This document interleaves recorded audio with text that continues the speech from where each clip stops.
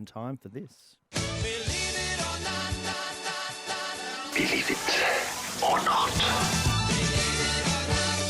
All right, gents, for the final time of this season, believe it or not. I think these are fairly straightforward questions for you.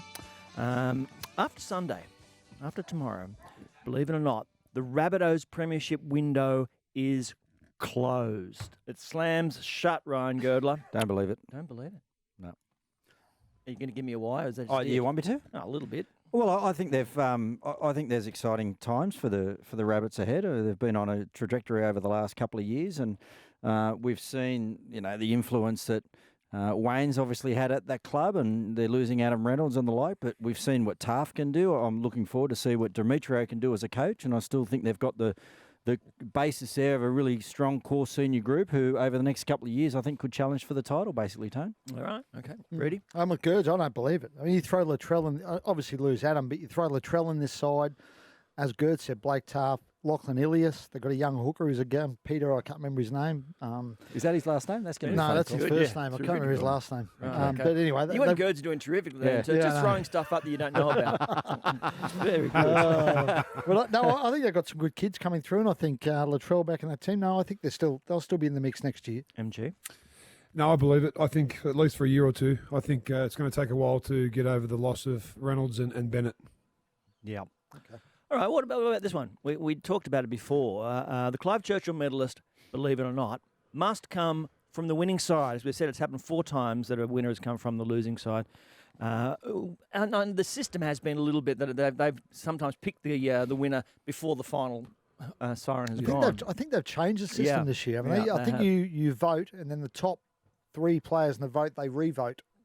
And I don't believe that. Who's they? You don't? The guy, I think it's the Australian selector, isn't it, from memory?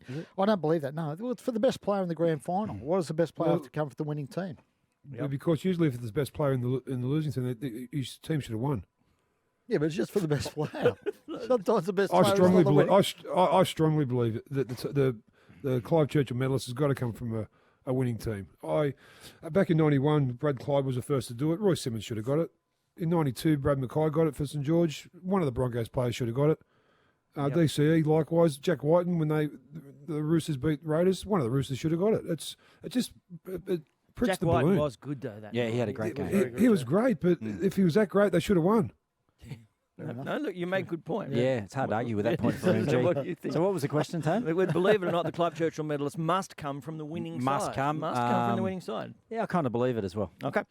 Believe it or not, Tom Trbojevich's 2021 was the greatest individual season of all time, MG. Yeah, I believe it.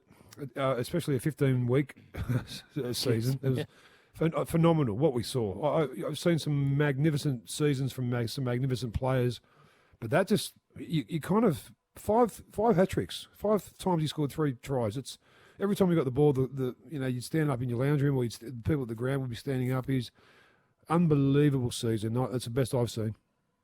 Yeah, I believe it. It's the best I've seen in my time. Yeah, he was ridiculous, Tom. Won games on his own and completely transformed that team. And not many players can do that like he did. So, yeah, I believe it. Please forgive me, Tommy. I believe it. You believe it was? Manly fans, of course I believe it. Of course you do. Yeah, absolutely. What are you crossing your fingers for? In your That was eyes. a great season. Are you Brilliant still season. copping any flack, Gerds? or- Yeah, it's a little bit here and still, there. really? That's Wow. okay. That's why he's The got the silence, bulletproof the vest silence on. was deafening, though, there for a couple of days, but, it after comes back up Manly now and again. were beaten by South Sydney. So nobody's coming to That's apologise. old news, though, Tone. I Old just news. need to move on. Move on. What's that vest you've got under your shirt? Is that a bulletproof vest? Or what is it? Believe it or not, and he's going to have to work quickly because I think the vote is going to be on Tuesday. Believe it or not, Peter V'landys should run for New South Wales Premier. Yes. Yes, MG. Oh yeah. Bloody oath. He's the man. He'll be Prime Minister one day if he wants. Okay. No, I don't believe it. We need him in rugby league for a bit longer yet.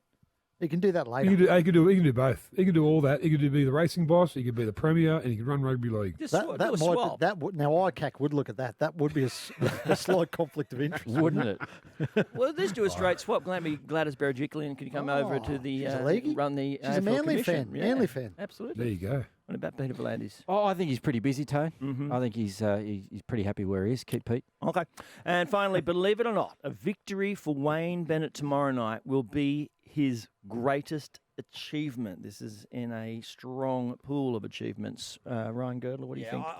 I just was trying to think of some of the other things he's done. I mean, his portfolio is ridiculous. So, I mean, it would have to be up there somewhere. It would absolutely have to be somewhere up in the top couple of things that he's been able to achieve. But we're probably talking about a guy that's achieved more in the game than almost any other individual. So it's hard to say that it would be his greatest, but I'd have to say it's in his top couple. It's the thing of what he has achieved, because often players say, about records, that's something I'll think about once I've retired. I mean, once he's retired, if he's going to go back and look at his achievements, it's going to be like 15,000 page, novel. 10 years. It's going to take him a lot to get through it. Do you believe it or not, MG? Yeah, I believe it. Yeah, I think since he's been in, I think back to back with Broncos was up there, 92, 93.